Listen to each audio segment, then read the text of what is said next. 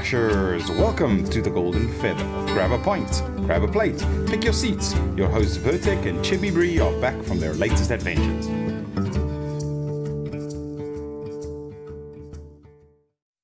Hello, everybody, and welcome back to another episode with the Golden Feather. Today we have Novuake. Hello, Novuake. Hello. And, of course, Vertek. Oh, hi, everybody. And today is not February 26th, like my notes say, but rather March 5th. I need to update that part.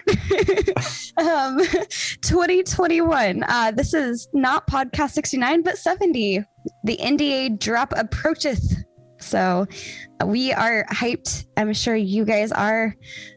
Thank you so much, Theater Elf, for the cheer. Appreciate you. Sea Elf, always so gracious. So happy to see everybody back. Welcome. We have a lot to talk about.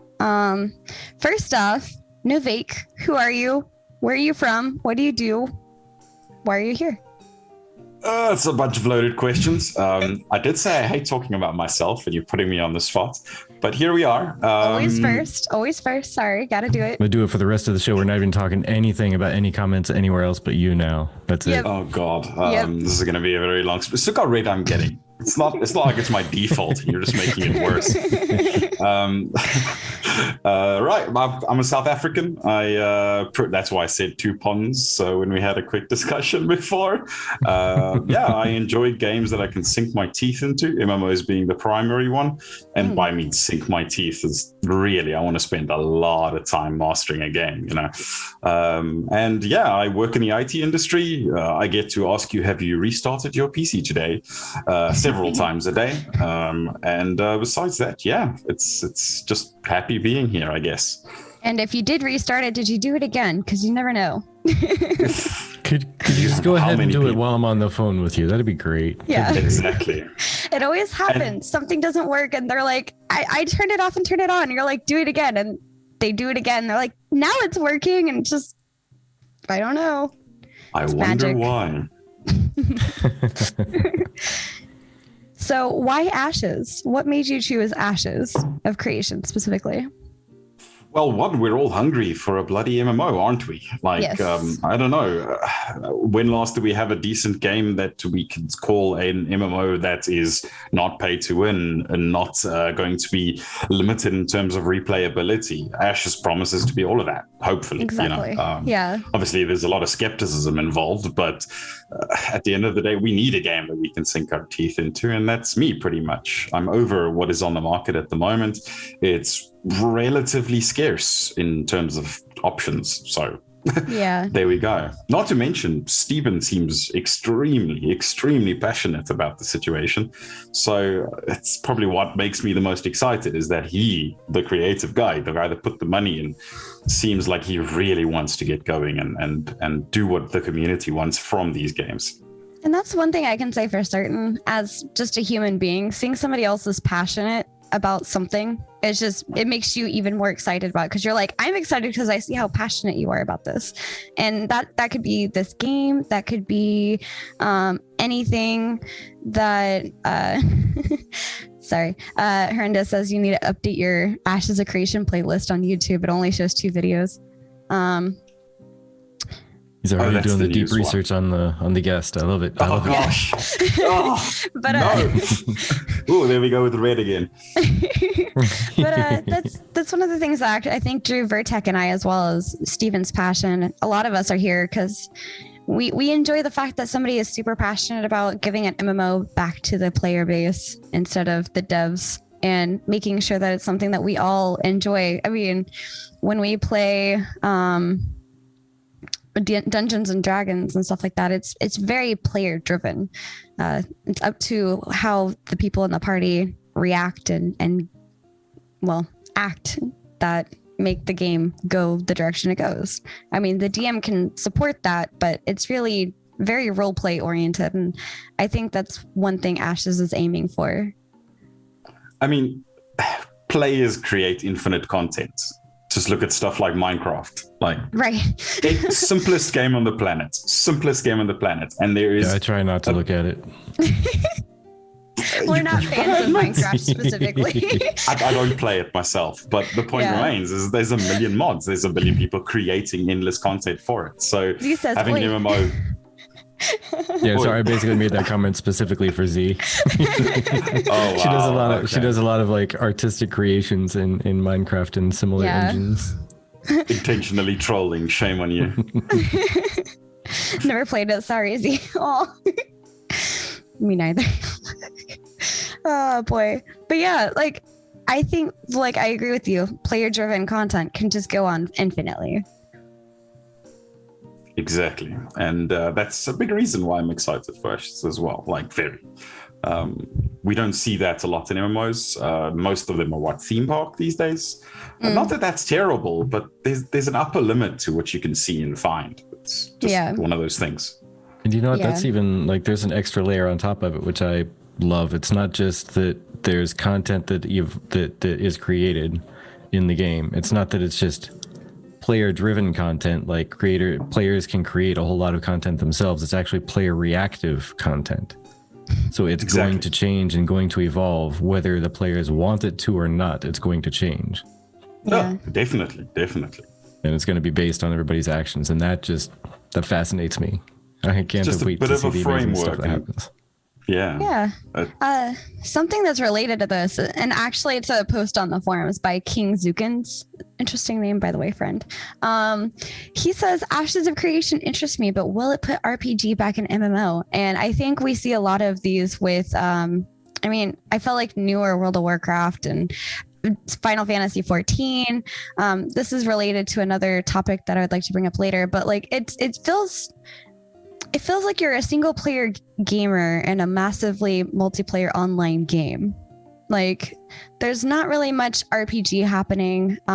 There's not much of like interacting with the scenery. I've done a couple of things where I've played games that I was like, oh, it would have been cool if I could have interacted with it like this, where maybe there was something that was covered and you had to do something to clear the covering, maybe like cast a spell or swing your weapon and chop some vines down or something. And I think a lot of people are really wanting that RPG element back into MMORPGs. What are your feelings? How do you feel with the current MMOs? Do you feel like Ashes might have more of an RPG element coming, especially with what they're promising and the class toolkits that they're talking about? What are your thoughts? It's a tough question because most games right now are very railroaded. Like you're kind of guided into doing things a very specific way. I'm hoping Ashes won't be like that, but at the end of the day, it remains an online game, so we got to keep our expectations reasonable here. Right. I'm hoping for at least social elements to be there, as in when you're RPGing, so to speak, you can at least interact with things and people around you to make it feel like an MMO, so to speak. So stuff like the taverns. Pun intended, or a coincidence intended. The taverns, you'll be able to gamble, you'll be able to interact with people, there'll be local voice chat, stuff like that in a tavern adds a lot in terms of the RPG elements already without needing to allow players to do the weirdest things. So I'm hoping that they rather focus on little things like that add immersion than allow too much freedom to do RPGs, if that makes sense. I think there is definite potential. It is just, it's a bit early. I agree. And when is the, yes, thank you, Jace the Juice. We appreciate you. Look at that. Zekor, the NDA is dropping March 19th, which is when we will have the March 19th? April. Yeah. March 19th. Okay. So sorry. Yeah, so it's a Alpha 1 preview test is scheduled to start on March 19th through March 26th. And that's when the NDA is dropping and official content creators are getting in and testing and such. 1 week. That's the scheduled part. Yeah. Yeah. The last time they had a live stream that they said that may change, but they haven't really said much beyond that. So. But the April to May testing will not be NDA, and Vertec and I plan to try to play a little bit of it on stream for you guys, for those of you that can't join us. But Novak, my bad.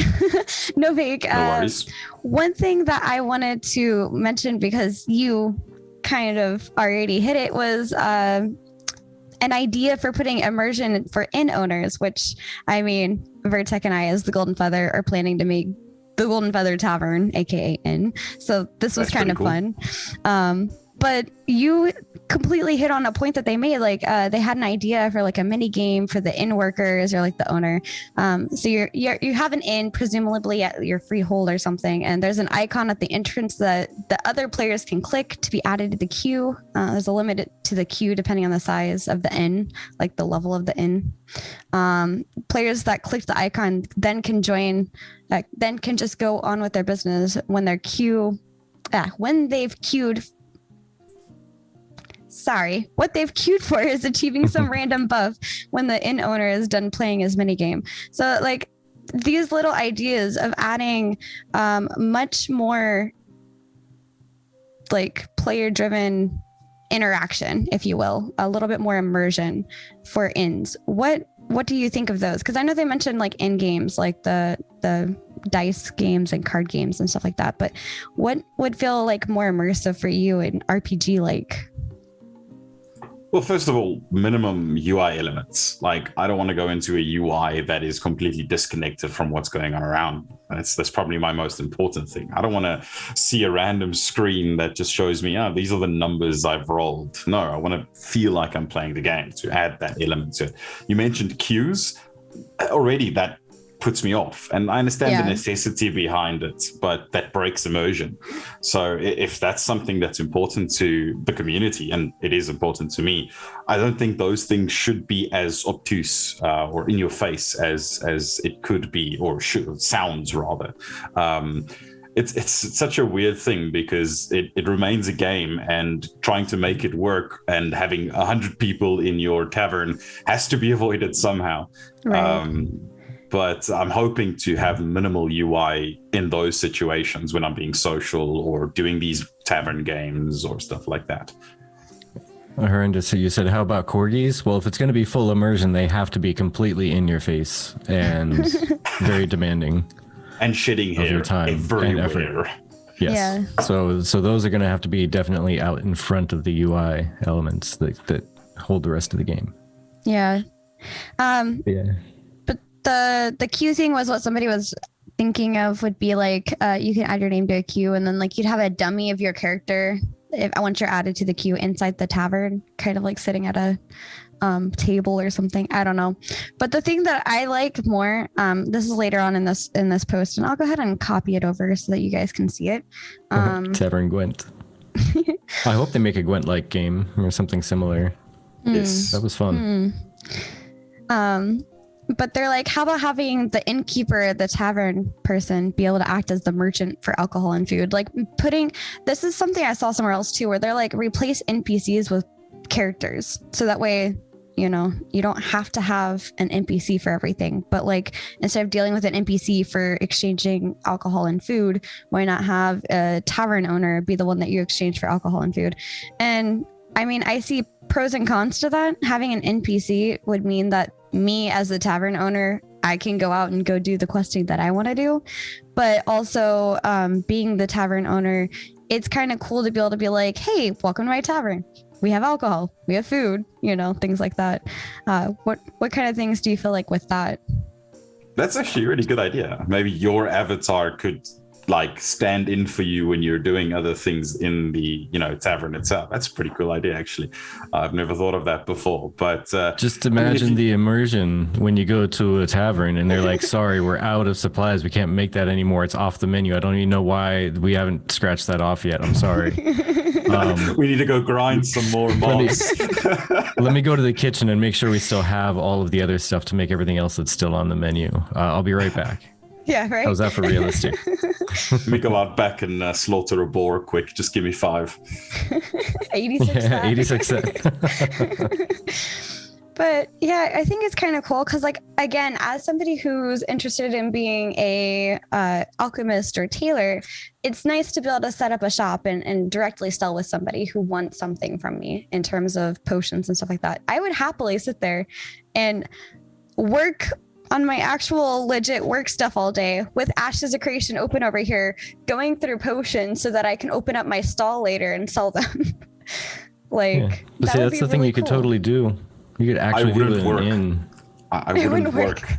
I would physically not do my day job. Like, well, see, actually, one thing that BDO has that we found out recently is you can set your horse to kind of go run in a loop, or your character to run in a loop, and then make it minimized to the what's that called again? The little table, to your taskbar. Taskbar, thank you. The little taskbar, and it doesn't put a strain on your PC at all. It just runs in the background, kind of. So something like that would be nice, just to have like your character sitting in like a city, so you're not going to get like randomly massacred while you're AFK technically, but just like processing through stuff, you know. Yeah, just doing a bit of admin, playing with the market. That's exciting. Yeah. It sounds boring, but playing with the market can be really cool, especially in a game like Ashes, where localized markets are a thing. Yeah. I have a buddy that's going to have an absolute blast with that.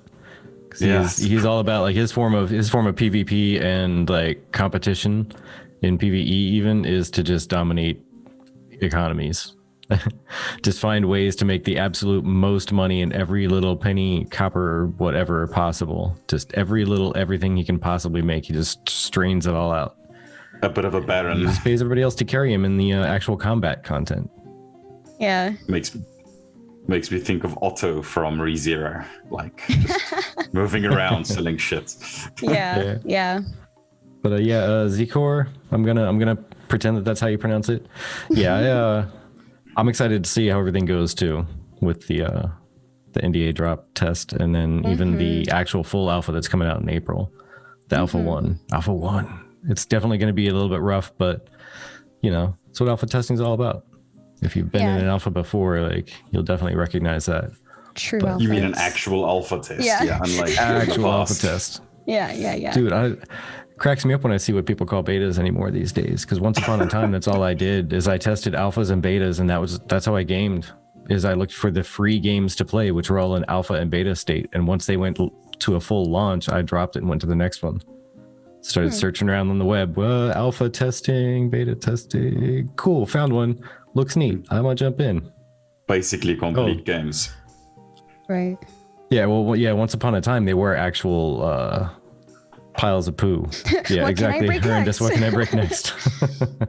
And I also saw a mention earlier with like the Alpha 1 stuff. I think it was Chase.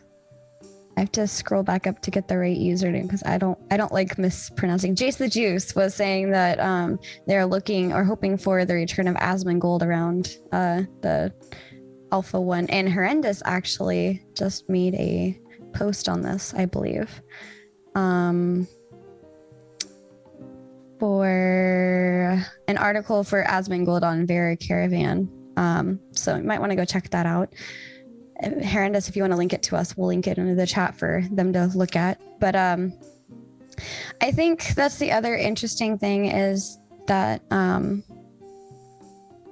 you know, there's just so much that you are able to test with alphas, you know, like there's hopefully eventually it'll be the crafting system, right? But right now, at the very least, it's the class systems that they have. Is there any info about servers? I live in SEA, and would there be any servers for that? Sorry to bother. Oh no, okay, guys, welcome. For those of you that are new, please, you are not bothering our chat. This is a tavern chat. This is not you watching our show. This is us interacting with the community. We, the Golden Feather, love chatting with the community. So ask your questions. If we don't know the answer, somebody in the audience usually does. So don't feel shy or bad about like asking stuff or interjecting. No problems there. And actually, since we have an international guest here, I'm pretty sure you've dug into what kind of servers are going to be available. Yes. Have you South African server, unfortunately. Wasn't the last news that they're planning to have one in Sydney, if I remember correctly, in Australia? Yeah, there's one. Yes, in Australia, and I mean, I would think they're going to service Southeast Asia, but you know, that's what I think too. Singapore, last I heard, yeah. So they're working on it. They're certainly working on setting up different, what do you call it? I don't know what the word is, but they have like a group of people working out of like Europe, for example. So they're working on setting up those systems in place. So I'm sure that as soon as they can, they will be able to figure out, a group of people to work for them in like Southeast Asia area. But yes, also as Herndon said, there's no server lock. So if you want to play the EA server or the NA server, you're more than welcome to. I realize somebody coming from the EU area is going to have a lot of ping coming from the US. Okay, so here you go. I'm going to give you some news that's pretty dang nifty. So apparently with the wiki, which sources all of their contents from direct comments, and they even put the little references there next to every statement, they're going to have North America, Europe, Southeast Asia, and Oceanic, or Australia. There you go. Official. To begin. They're going to ponder other markets depending on how much demand there is. Like South America is under consideration due to traffic from the region, but not established for certain. And regional pricing will be a thing too, which is pretty cool. Like really cool. Because I mean, so many different currency conversions. And it's super expensive for one person, super cheap for another. It just seems off. But the other thing is income being a pain. Yes. The other thing is Ashes of Creation.wiki. That is actually, I believe, created by our friend LexMax. And LexMax. He and multiple other people who contribute to this wiki make sure to cite everything. So this is one of the ones that Vertec and I rely on the most because they do cite everything. They do update changes. They keep it pretty current. So if you're curious about anything, especially like with the latest changes between them and I believe that's the one, Ash's Post. Ash's Post does a lot of transcripts on, thank you. Ash's Post does a lot of transcripts on live streams and stuff. So if there's a past live stream and it's really long because they're like an hour and a half, 2 hours sometimes, check out Ash's Post. They've got all the transcripts there. You could just read through it real quick, find any info, but like what was talked about on what podcast or live stream, etc. So also welcome, Zencor. Hello, Shax TV. Welcome in. Hey there, Shax. Okay, Hernandez, I'm gonna grab that. But first, before I change over, how do you feel about tab targeting versus action combat? I know this has been talked about a lot, but I like getting new people's perspectives. So what do you prefer? I mean, it's probably the most important thing in the game, like combat. Like, what are you doing all day? Right. I don't know if you guys have ever played Guild Wars 2. So I have watched it on YouTube. That's my ideal combat system. Yeah, it's messy right now. So, I mean, they've added a lot of skill spam and a lot of like active craziness to the game. But the launch Guild Wars 2 combat system is pretty much what I was hoping for in Ashes. Combination of tab targeting and obviously more directional combat. That's what I'm kind of hoping for. But Ashes should be a little bit slower, specifically because they're balancing around like, what is it called? Large scale. There we go. So like 20 versus 20, I think is the last thing they said is where their balance wants to be. So I'm super excited for a hybrid combat system with a little bit more leaning towards tab targeting because it adds that little bit of, how can I put this? Strategy? No, not really strategy. Tactics to it. More cooldown management. Precision, there we go. That's the right word. Jeez, like, precision. I need you in my day-to-day life, so when I stumble over my words, I'm a Google away. Message you in the middle of the night. Excuse me, I need this word. What am I trying to say? I mean, definitely something along the lines of Guild Wars 2. Kind of a little bit more towards WoW, but definitely want to see a lot of like skill-based combat. That's really the most important thing. I'm not too bothered by is it action only or is it combat tab target only. I just want it to be skill-based. I'm a big PvPer. I'm going to spend a lot of time PvPing, not necessarily in the open world so much unless it's an event like Caravans, but skill-based. It's all where it's at. And I want to dig into the system. the differences in specs and interconnectivity between skills and traits and stuff like that needs to be interesting. So the combat itself is less important to me. If those things are depth and a little bit more in depth and a little bit more chewy, as I mentioned earlier. Yeah. Those are definitely important aspects, because it's nice having combat, but just combat doesn't make it an RPG. It makes it a game. That's it. Not really a role-playing game specifically. Choices. Yes. Yeah, Tons of choices. I like a solid. Go ahead, sorry. No, after you. I was going to say, including your choice of weapon. I mean, Steven's already mentioned that you can use any weapon. Whether or not it's actually viable for your class is a different story, but you can definitely be a cleric running around with a long sword and a shield, I guess. Which would be silly and funny to see, but hey, like you said, there's choices in everything. Immediately Who wants to be a bashing you on the tank? head.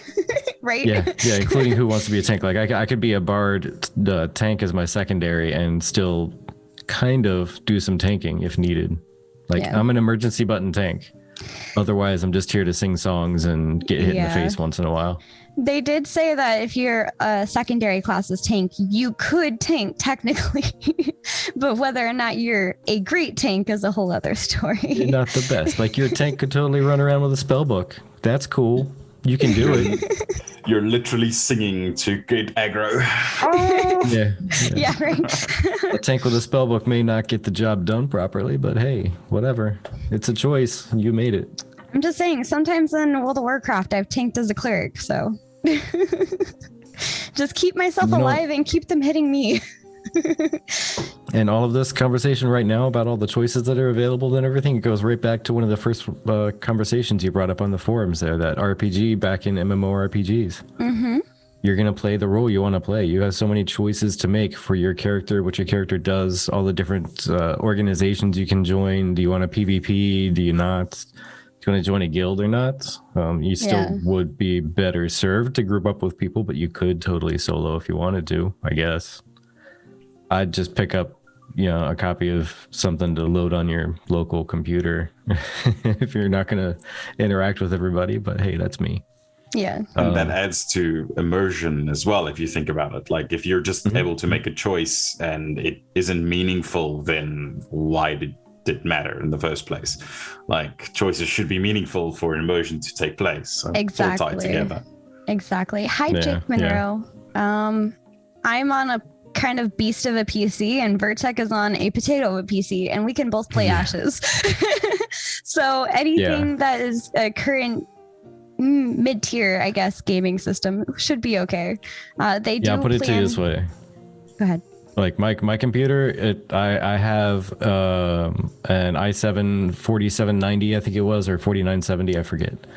It's I could find it out again here in a second, but either way, I have that with like 16 gig of RAM and an NVIDIA 10 or 1660 Super video card. So not the greatest around by any means, but if you have at least a 1080 and up, you'll probably be good, I would imagine, because they've said anything that's current would be okay. Oh no, because they still haven't done any what's the word? Can't help you. I'm drawing a blank.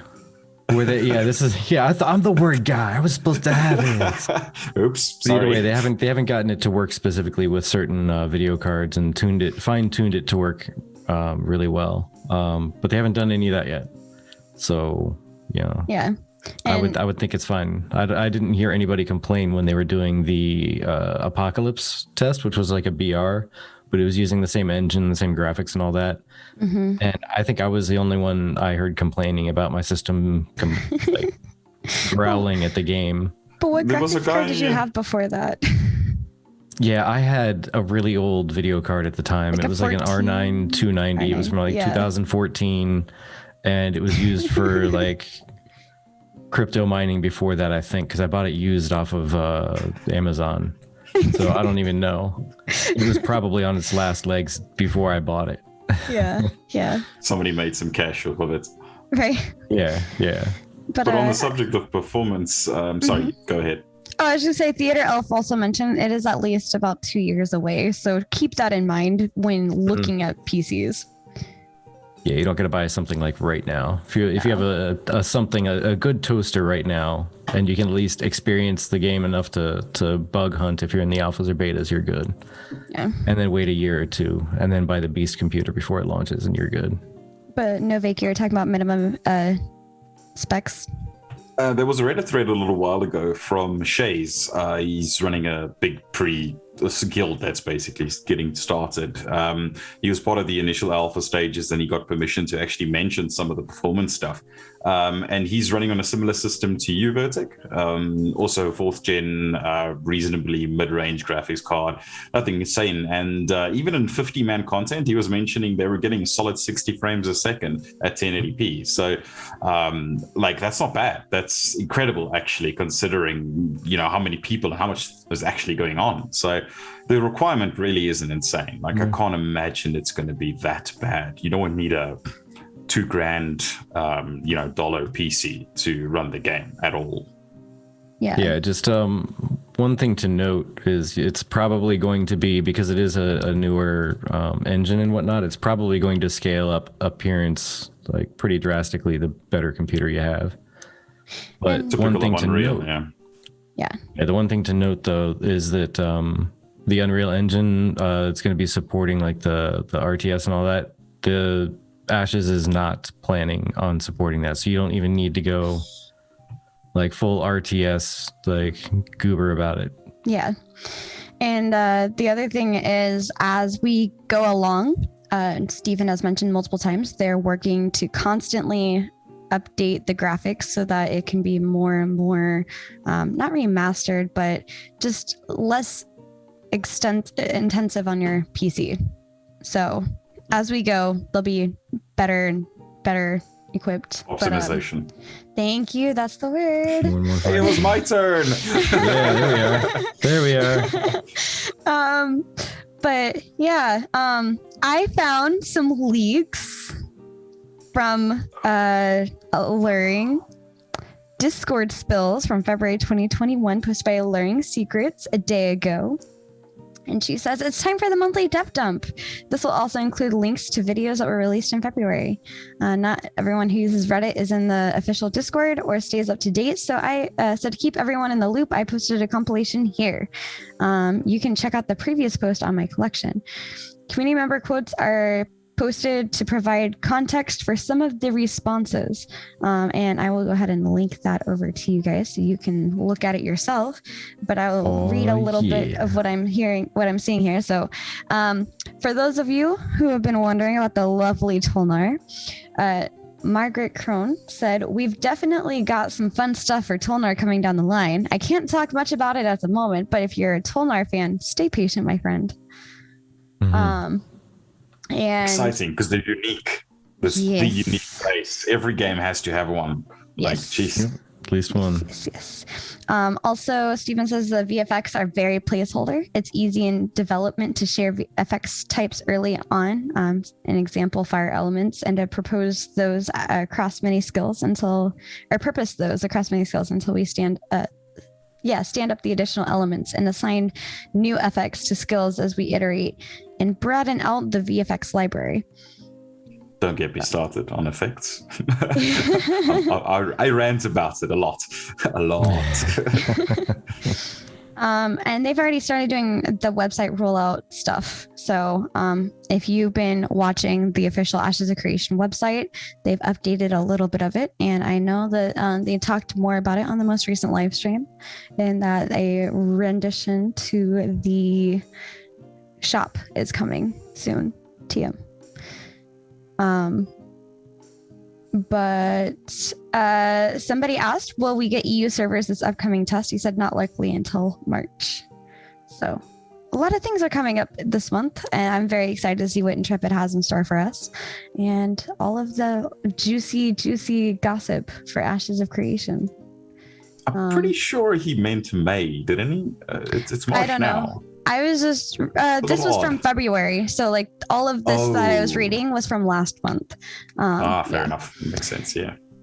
Oh man, today Jalon reviewed my cosmetic post on the forums and he got wound up about it so much so that Margaret came into the chat. Oh no. Oh Lord. Jeez. By the way, pull that puppy up. new cosmetics as of yesterday. The previous month's already gone, and I did buy my cosmetics this time, like a good little supporter. I usually am like, I'm gonna get this cosmetic, and then I completely forget until it's already swapped over. I'm like, dang it, I didn't get it. Now it's gone. So I finally did it, guys. I finally got it. Thoughts on this one? Man. Right? I'm a simple man. If it's one I like, it's easy to buy. If it's one I don't like, it's easy not to buy. Like the Firefox from a few weeks ago, a few months ago. I wanted it.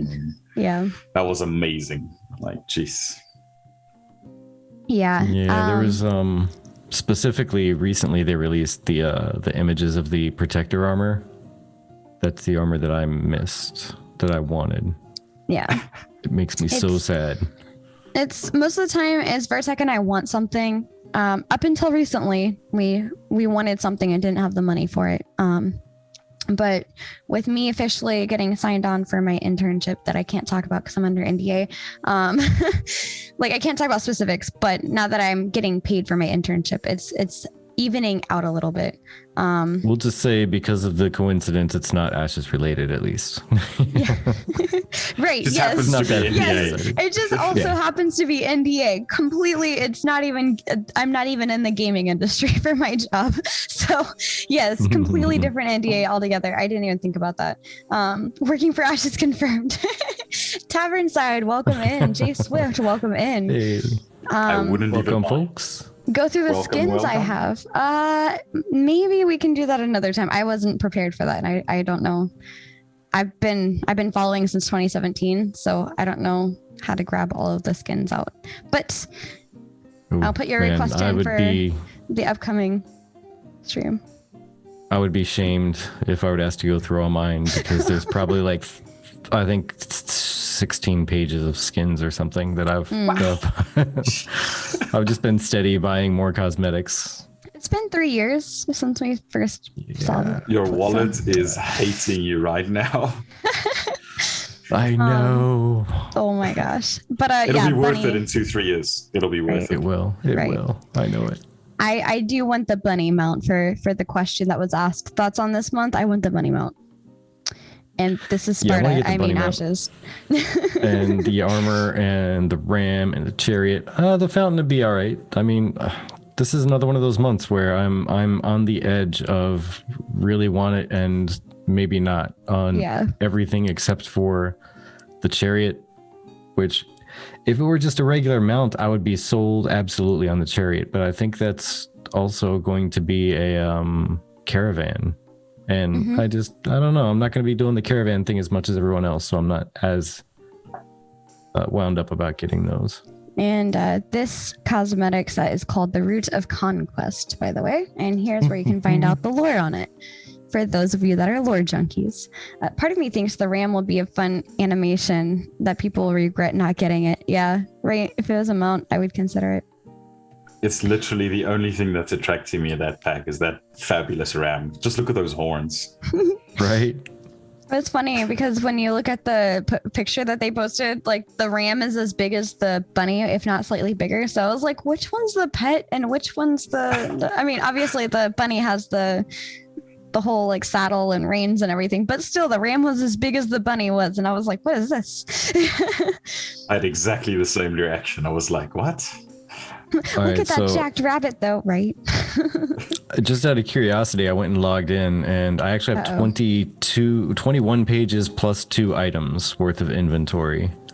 To be fair though, I've been here since the Kickstarter, so some of that stuff is all like Kickstarter rewards, and then with the Apocalypse thing and all the cosmetic stuff you could get from going up to level 50, there were like, what, 50s? There was almost 100 items or something like that from the cosmetics there. This is now an intervention for Vertec. So yeah, I have a few pages worth of stuff. Do the Apocalypse skins carry over in any way, Yes. or is it? Yes. Oh, that's pretty cool. I So didn't back know when that. back when they had APOC, they had a lot of the cosmetics that you can earn from playing APOC, which is the only reason Vertec and I played. We're like doing it for the skins. Doing it for the skins. That was it. Like I'm not great at BRs at all in any way. Regular like planned PvP where I can approach it like, hey, I'm going into PvP and I'm going to bring this and that and the other thing because I have this certain play style. I'm decent Tactical. at that. I'm not amazing. Yeah. I'm not amazing, but I'm decent. You put me in a BR and I am Fight me. trash. You put me in a BR and Z trash. comes and murders me. I have good days where I get exactly the items I need and want, and then I'm good.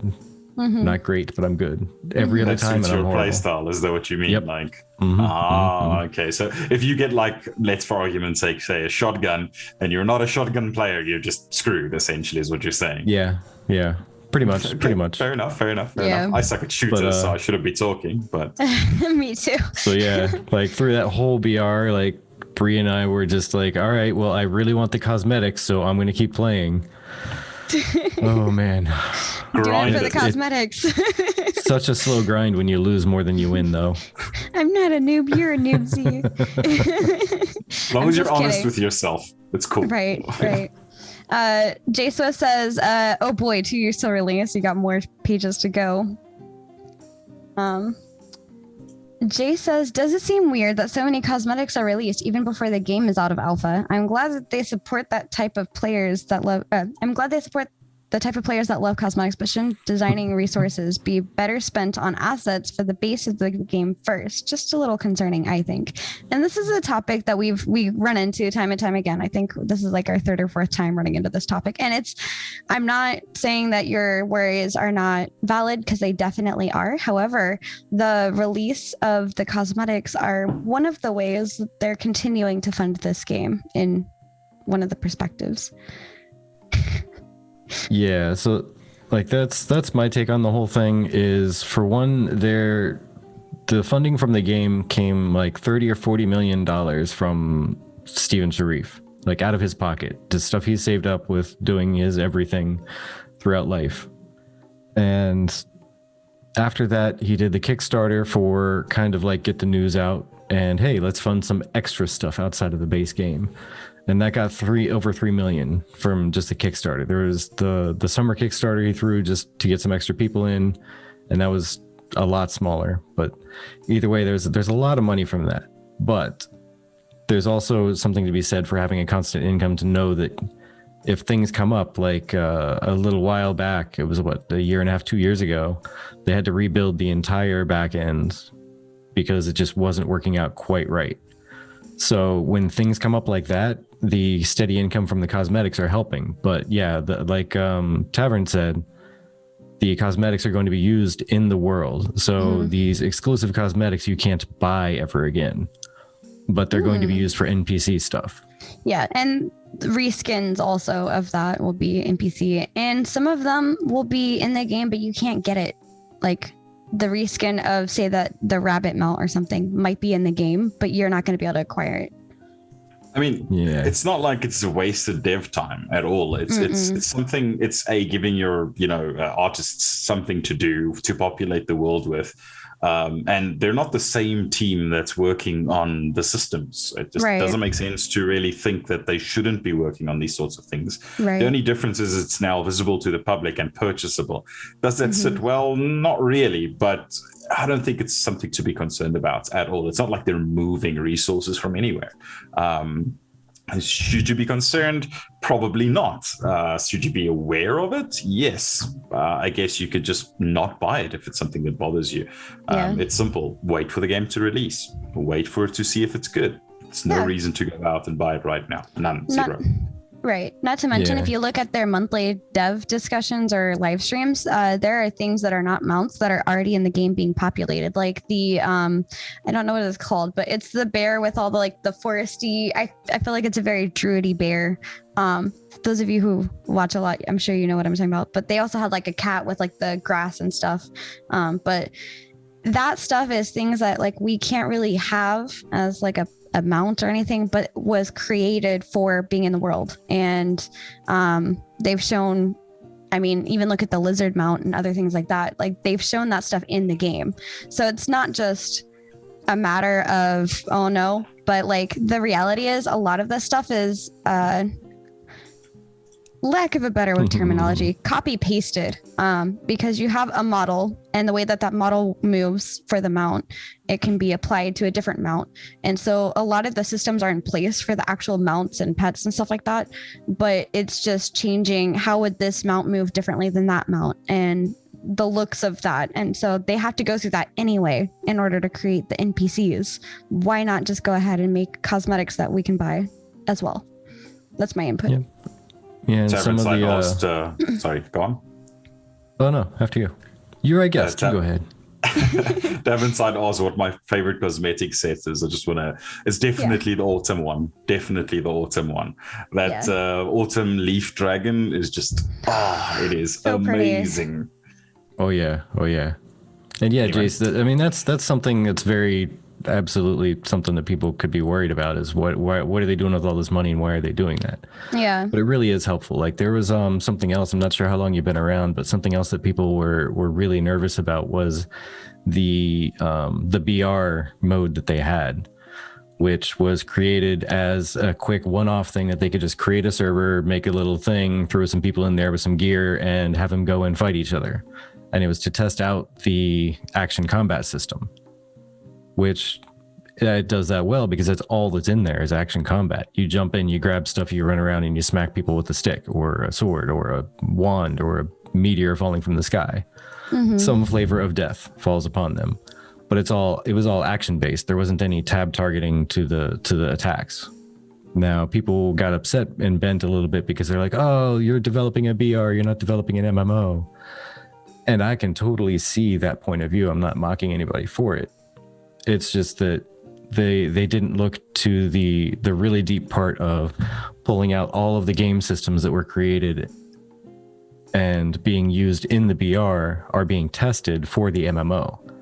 Like there's going to be a weather system, and in a BR you have that storm that shrinks in. They could totally reuse that storm idea for some actual weather effects, and or an actual major event. That'd be awesome. Exactly. An in-game event. That'd be so cool. Yeah. Yes. It's not wasted time. It's just weird. Yeah. It feels awkward unless you really know the nuts and bolts behind it, or at least you're using a conspiracy angle on it. The explanation that's given that may or may not be true, but at least it's an explanation. Once you know that, you can either decide if you want to accept it or not. Yeah. I mean, you have to take things at face value at the end of the day. It totally makes sense to me, so I'm all for it. Put the cosmetics up there. What do you guys use the keyboard and mouse? Always the keyboard and mouse for the two of us, Jack and Monroe. I don't distrust Intrepid or any of the team. I think being a long-time MMO player, it's easy to be aware of business practices. Yeah, and not to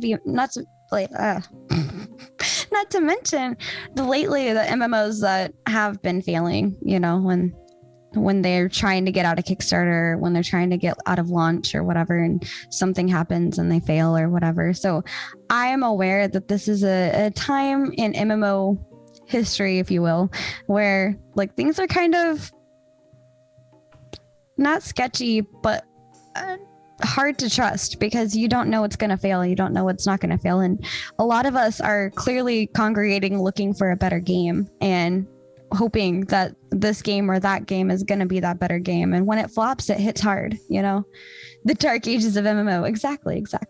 Generation of overhype. Yeah. That's also exactly about it. Yeah. Right. We're like the abused puppy, like the MMO gamers of the world. He's expecting a beating. I know it sounds terrible, but that's what it feels like. We're expecting a beating and we just don't know what else to expect. So we're skeptical by nature at this stage. Especially with the recent reminder of Cyberpunk.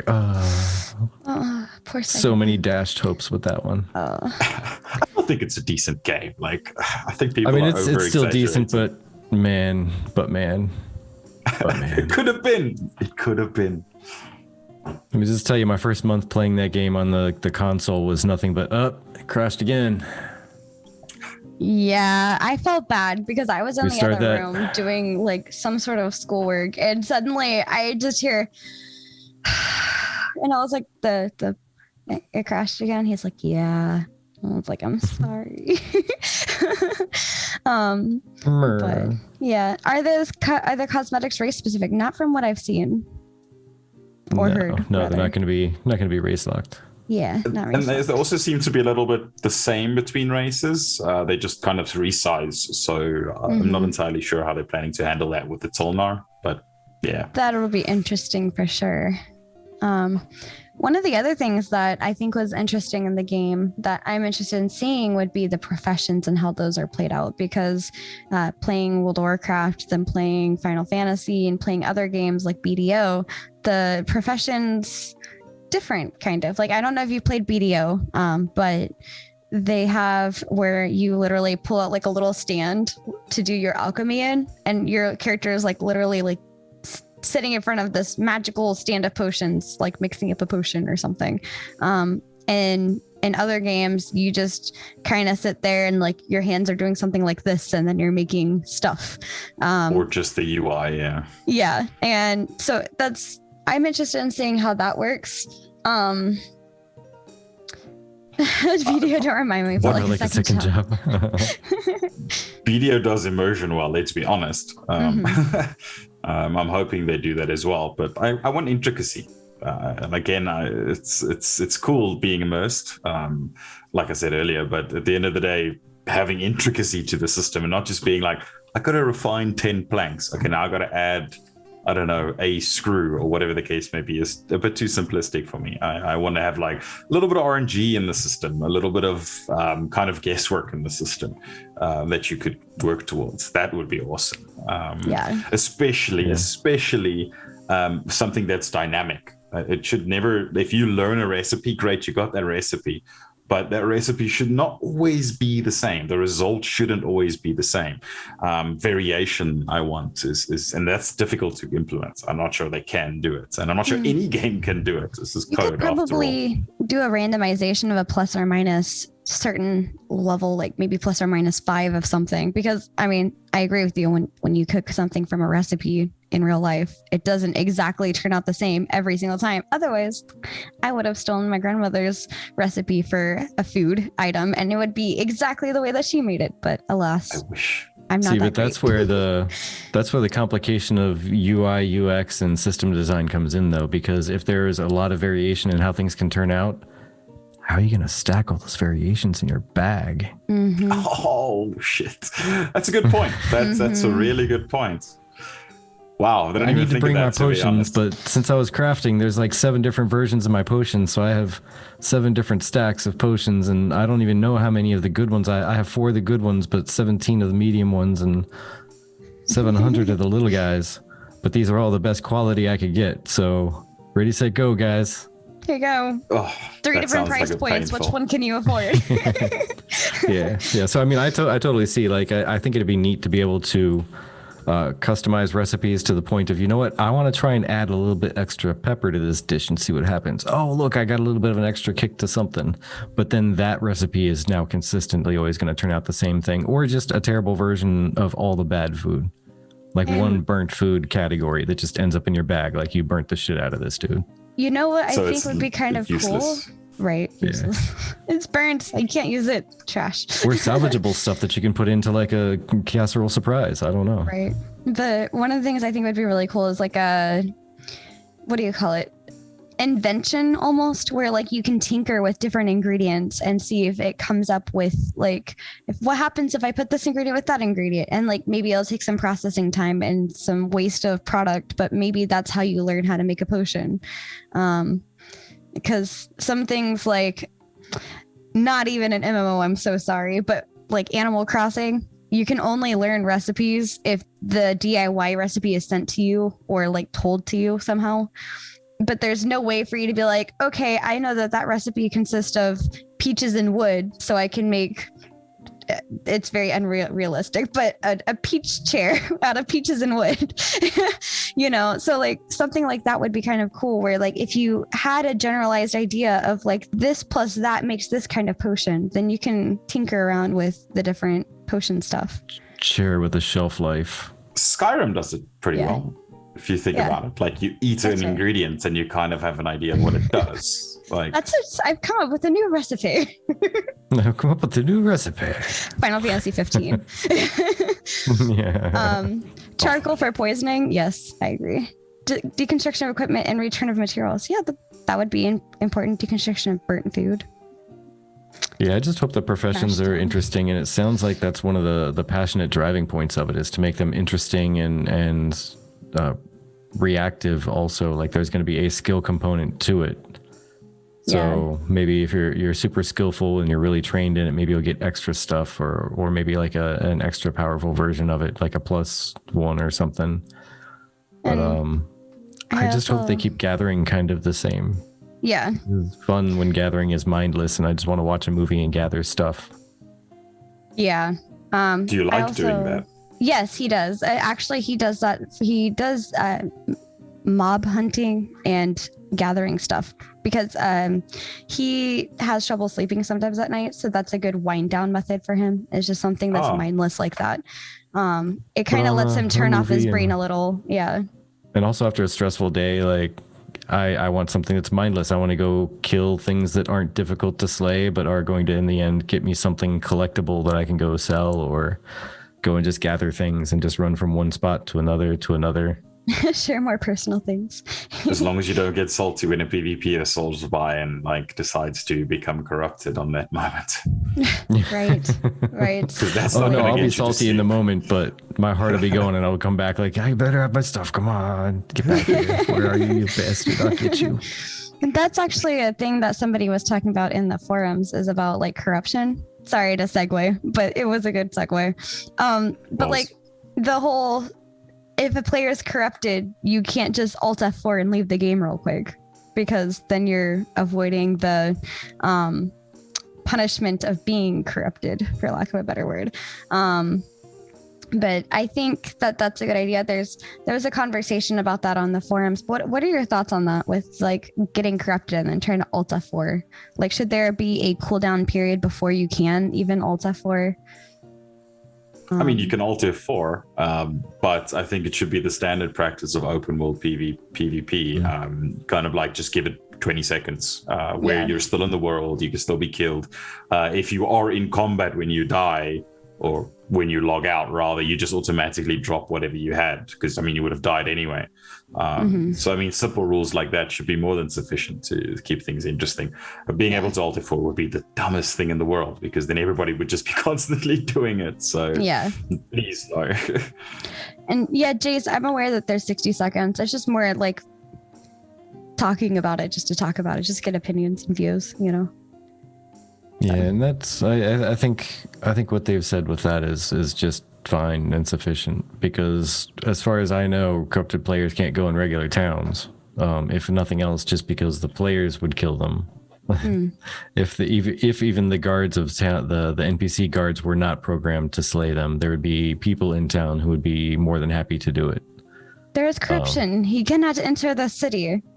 Get him. Yeah, so they're gonna have to log out in the world, which is going to have a cooldown or a countdown timer, I should say. And Alt F4ing just means that you don't see your character die. Yeah. It's still going to die. You just don't get to see it. And wouldn't no chance to run away and hide. Wouldn't bounty hunters know where you are anyway? Remember, there's some sort of weird proximity thing that they're introducing as well. If you're a dedicated bounty hunter, that's pretty like if you're out for a minute where you're not able to do anything, like you're probably gonna get your ass handed to you. You know? You better go hide. Better run for your life. And that's one use where I thought it'd be really fun if the proximity chat in game was a thing, like the proximity voice chat, because I would love to be a rogue bounty hunter that just sneaks up on people who are corrupted and just whispers in the proximity chat, "Hey there, I'm here to collect your head." Oh no! Where you gonna run? I can see you. Hello. Oh gosh. Oh, please don't have perma in this game. Please, that would be the scariest thing in the world. Holy crap! The last thing I want to do while I'm like panicking is hearing like whispers in my headphones as I'm trying to log out of the game. I mean, not that I plan to be corrupt or whatever, but like just no. Surround sound. Hey there, corrupted boy. Oh no. Okay. So And in other news, man, I'm looking for anything. Dang it. There's another choose your own adventure out for Ashes of Creation. yeah, let's check that out. Chapter 11. Oh, You guys can help us Already. decide which choice to make with the Golden Yes. Feather account. Yes. All right. As we finish teaching the local bandits a lesson, we spot a caravan trundling along the road nearby when its driver is seemingly unaware of the brigands closing in on all sides. If we choose to help attack the caravan, we could score even more resources. But if we choose to defend it, the traitor might just thank us with a fitting reward. How do we join the fray? Do we attack the caravan or do we defend the caravan? I think there's a poll system. I just don't know how to do it. I need to get better at this. Oh no! Attack! Attack, says Jace.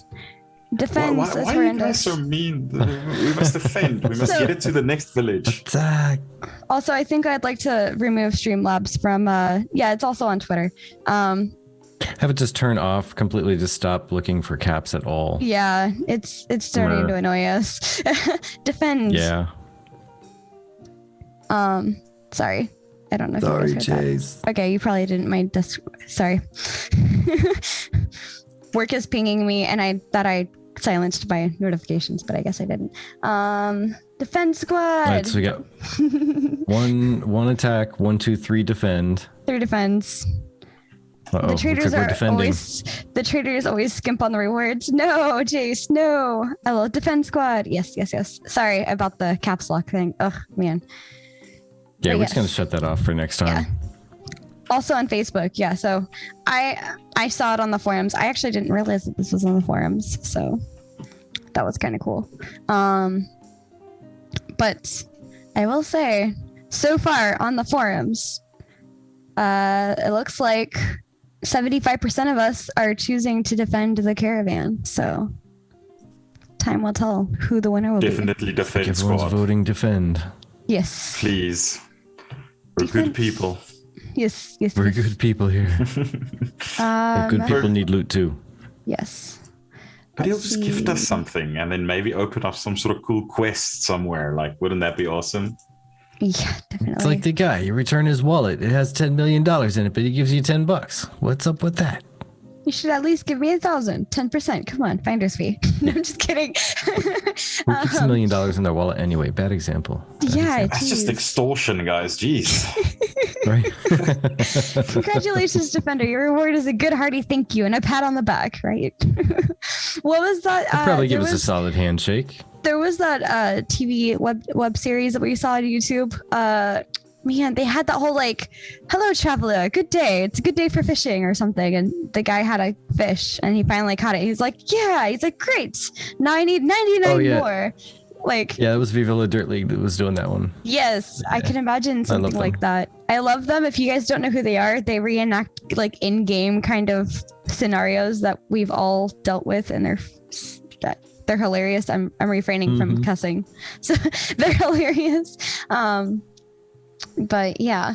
Oh, here's one from, I have no clue how to say this guy's name. JXSH Uwu is what I'm gonna go with. But the discussion on the forum is a suggestion on open world events tied to lore and mythology of the game. Because we already know that Ashes of Creation is not following real world time, let alone holidays, because of just reasons. They're just not doing it. They're not going to do an in-game Christmas or an in-game Easter, but they're going to have something that is their own version, mythology and lore related. By the way, thank you, Jace, for the follow. Welcome in. Actually, you're supposed to be paid for defending and earn defender points. But what do you guys think about like things randomly appearing in the game that causes myths, stories, theories, rumors to spread, which leads to an event? Like this happened, and because of the rumors, like Novuake killed them, and Novuake is now this great whatever, insert class name here. And now this boss I'm a is defender. Did I not make this clear? I'm not talking about caravans. I'm talking about like a big baddie, or a smaller big baddie came out and you defeated them, and the bards have sung your praises, and now this bigger baddie has heard your praise being sung and wants to, I wonder how strong this Novuake person is. I wonder if I should siege their village and see how strong they really are. Something like that. Got to be tested. As long as they're minimally scripted, I'd love it. Like, I don't want to feel like it's railroaded. Just make it feel natural and fun, like, and a little bit dynamic. But we can expect that at least. So I'm pretty excited for that portion. Yeah. It'd be amazing if it would involve players as well. Like you said, like it would be so cool if you could have like some sort of player that has defended 10 caravans successfully and the system now recognizes it.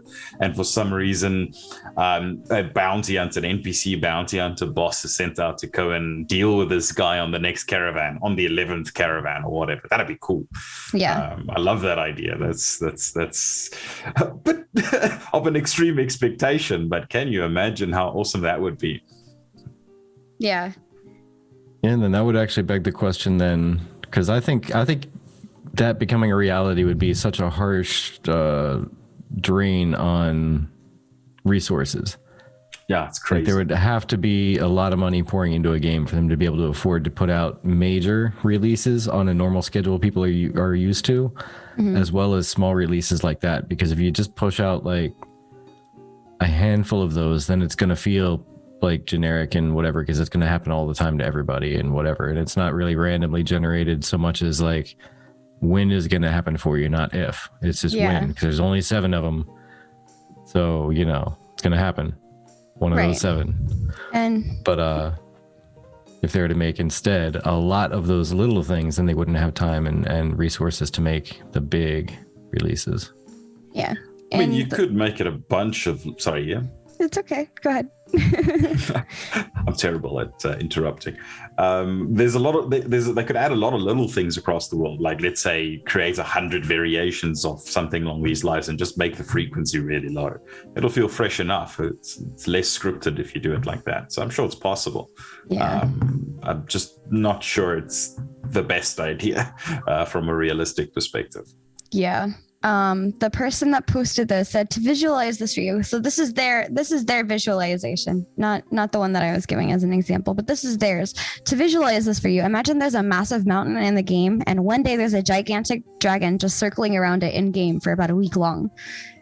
Conversation sparks and spreads in social media, theorizing what this dragon is, what its purpose is, which brings the community together socially.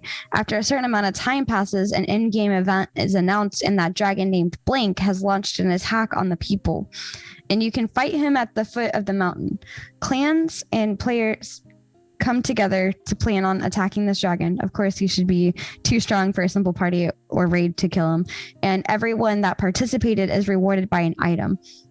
And he says, this is just an example I created from the top of my head, but if every now and then there's a random, secret, unannounced event like that, there's a reason for people to stay socially connected in the game. And it creates healthy and fresh content, which keeps people tied to the game. Plus, it directly creates lore. I mean, Guild Wars 2 does something pretty similar from time to time. So does what's that game everybody hates? Fortnite. There we go. They do random events like that as well. I love hearing that thought process for a second. Sorry, it's how my brain works. They have events honestly, like that. It's cool. Even like that description alone kind of ties in almost with how one of the first node videos was descriptive of it. Is that, a node progresses to a certain stage, and let's say they mine too deep into a mountain, and it angers the dragon, and the dragon comes down and attacks your town.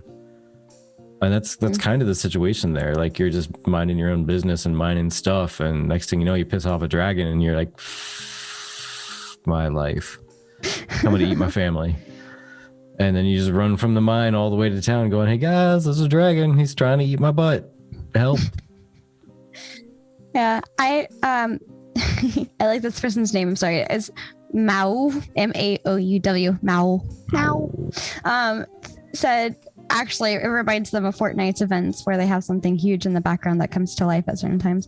But also they think that it's great for inviting curiosity. And I agree. Like part of that is what we were talking about before with, what was it? The scientific node, where you can go and store your knowledge that you've learned while out and adventuring and slowly gain knowledge of what's going on around you as people keep submitting.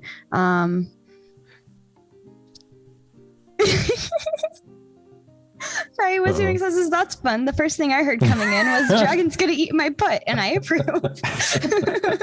Welcome in. But I love timing. Timing is amazing. But I mean, things like timing. That are time is amazing. Things like that are going to continue to add like that curiosity element, because like, hey, this is a new game. You know, we just got to this node. This node just leveled up. Who's already gone out and looked around us, like the world around us? What have they found? What can they come back and write on? I'm kind of interested in how that part's going to be implemented. Like, is this going to be something that you put in yourself? Are there going to be prompts on what you can put in that you've learned? Things like that. But I almost wish wikis didn't exist then, because that would mean it's all in game. Can you just imagine that kind of cool situation? Right. Yeah. Yeah, exactly. But I think the cool thing is with each server being different, just because we on node A got this to appear doesn't mean that you on node A will get that to appear. That's a good point.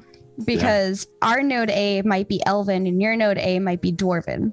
And so we might have completely different things. Maybe our thing is this big ancient elk that's angry at us for destroying its land and creating a node. And yours is this big angry dragon for mining its resources to make more armor, you know? Things like that. Generic fantasy engage. Yes. Yeah, like even as in a more general circumstance, I think they said 103 nodes is what they said there's going to be.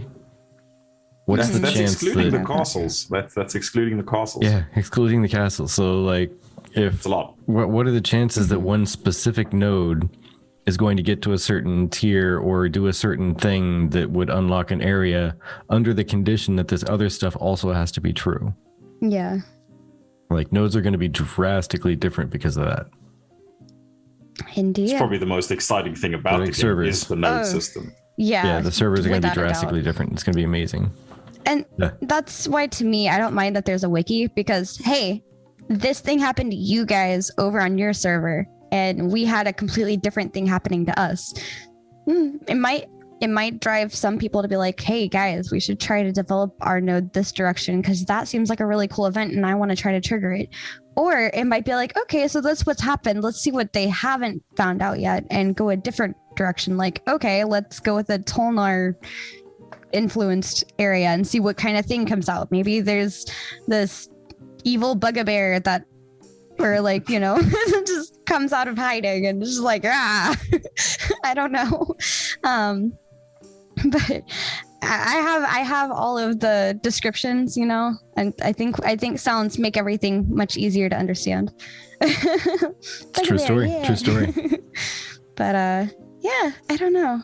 I'm pretty excited. I think you can hear like the hype in our voice every time we nodes itself is one unique thing that I haven't seen in any other MMO that's been properly implemented like this. There are nodes in BDO, but it's not player driven nodes. Not quite it's the same thing. Not quite the same thing. And I'm super interested in seeing what castle sieges are going to be like. I like organized PvP. I absolutely hate being the girl that's out in the middle of nowhere. Like, I'm just farming, la da da da da. And somebody is like, I'm going to kill you. And I'm like, no, please don't, you know? I will run away and heal myself like crazy. I don't know. But you're a cleric, are you? Yes. And I usually that's my pocket healer. Yeah, I tracked all the mobs and he kills them, and I just keep both of us alive. Like, I started a party. And you, Vertek, what do you play mostly? Tank mostly. Secondary healer, and when I have to, I do DPS. Yeah, I do primary healer, secondary DPS. Never I'm more tank. of a DPS kind of like control per player. Oh, there we go. We found our there's not a DPS lot. for our party. There you go. Woohoo, we have our Trinity. Woo. Right. And then we have Z for when we need the PvP, Yep. because apparently she's a monster. You just pick up Z and you aim her at whoever and just go get him. Just release her and she just goes. Look at. No, I'm definitely on that boat as well, so I'll probably end up joining her as well. Have you What seen makes that? it cool? Right. If you think about it, you're going to need a PvP and a PvE party to clear a dungeon. Like, Yeah. so all of Yeah. it in one. That's pretty cool. Yeah, I agree. Raise some awesome mounts. Yay! Have you guys seen that video with the Chihuahua where like the guy is like winding up the Chihuahua's tail Wind and up the its Chihuahua's tail. just like growling and growling and then he like puts it down and the Chihuahua like goes and attacks the girl and she just Oh. runs screaming. That's what I imagine with like just putting Z down Yeah. and just letting her go get him. Oh my gosh. Oh my gosh. Oh. All right, I'm a little Boy. too silly. I'm sorry.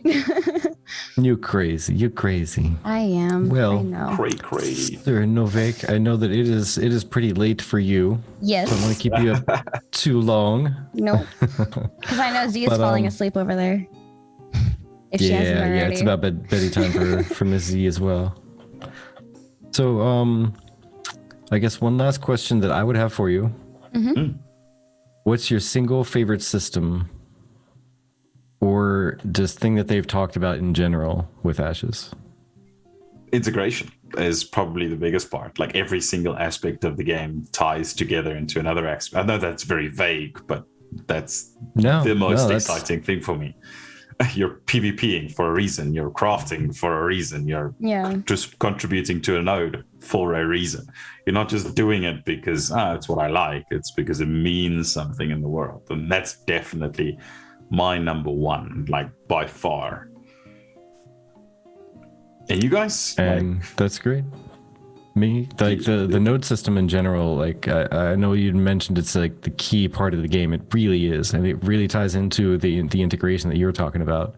Like the nodes are reacting to so much stuff going on, and to me, that's part of what's going to keep the game alive for a long time. I mean, there's a lot of content in that alone, just nodes and everything involved with it. The wars between nodes, the metropolises that are going to be destroyed down to nothing, and that's going to make people weep for all the time and money they put into everything, and now they gotta back up their home and go to a different town and try to build a new life there. And Oh man.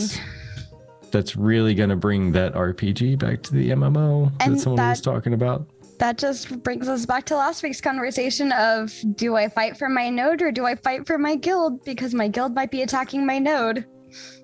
Yeah. But I And might there's like my no- node so much that I don't want to Mhm. help my guild. So And there's no group finder, so you're going to depend on finding a good guild that has the same times and general like direction of focus as you, so that you don't have to look around as often as just going to guild chat and saying, hey guys, who's running stuff, let's go. Such a Yeah, double-edged I'm sword, the no group finder. oh yeah. Yeah. Oh yeah. I'm very going to double-edged personally sword. love it. I think so too. I'm going to personally love it because I remember so many more fond memories of MMOs before they put group finders in, and then suddenly it was just like, I don't even want to run random groups anymore because there's just a bunch of jack-offs that are just rush. No, this is my first time in here. Come on, give me a break. It's impersonal as heck. Like, you're not MMOing, you know? Yeah. One final thing from Jace the Juice. The combat system would be more interesting to me if the caster animations didn't lock movement. The node system is the most interesting because it could be the greatest attraction of the game, but also the biggest downfall. Cross fingers for the community support and good feedback as devs respond. Yep. I agree. And my final tidbit for the looking for group stuff, for those of you that have just joined us, welcome to Ashes of Creation. On the official forums, they do have guild recruitment posts, or on the official Discord and the forums. So if you are looking for a guild and you would like to see what kind of guilds are out there, you know, a lot of these guilds have little trial sections of their guild Discord, so you can hop in, chat with them, see if you enjoy them as people. So make sure to check that out if you haven't found your guild yet. And honestly, I know that Vertec and I are in our guild. We are actually pretty happy with the guild that we're in, but I do completely understand if you're like, dude, the game's not even out yet. It's so early. Why would I join a guild right now? It might not even exist by the time the game comes out, which is completely fair too. But, you know, if you're not there yet, join the official forums, join the official Discord, join the conversations. We love hearing your voices. And I guess my final tidbit is, as the Golden Feather Tavern, we love talking about the community. So give us more things to talk about. We'll be happy. And welcome Blast 30 into the tavern. Final says, thank you, Novuake, for joining us. Thanks for having me. It was a pleasure. It was definitely a pleasure. This time flew by so fast. 3:30 my end, so yeah, pretty much. Yeah. Hello. That's fine. I just got to work tomorrow. I'll be fine. Work. People don't do that anymore. What is that even? I actually have to work over the weekend too, so yay. But yeah, we will be back. For those of you that would like to join us again, we're here every Friday at 7 p.m. Eastern time, 4 p.m. Pacific time. I only translate to those. I don't know anybody else's time zones. I'm sorry. You'll have to do the math on your own for that part. But next week we have... Wait. Tavern Side Gaming. Okay, I was trying to do a drum roll, but I didn't know if you could hear it. There we go.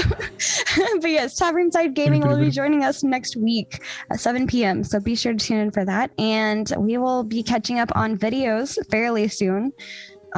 So we will announce when we're officially almost caught up all the way.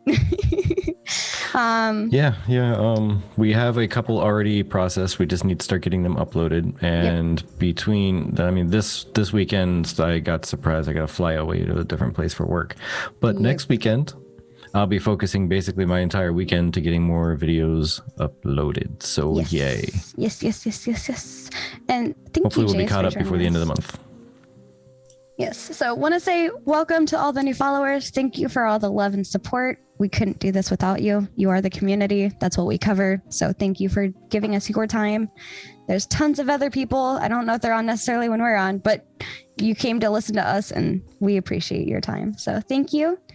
See you next time and have a great weekend. Bye. Cheers, everyone. Time is valuable. Thank you for spending it with us. Love you guys. Bye.